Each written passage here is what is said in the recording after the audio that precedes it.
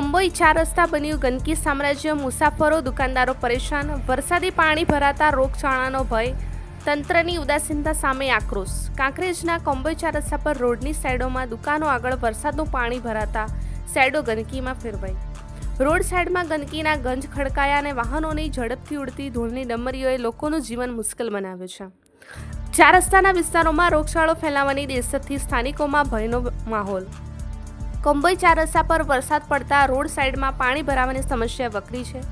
ગટર અને નિકાલની વ્યવસ્થા ન હોવાથી ગંદા પાણી અને કચરો રસ્તા પર જામી ગયા છે.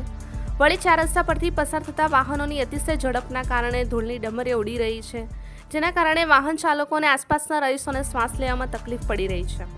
પાણી ભરાવા અને ધૂળ ગંદકીને કારણે મચ્છરજન્ય પાણીજન્ય રોગો ફાટી નીકળવાનો ભય સેવાઈ રહ્યો છે.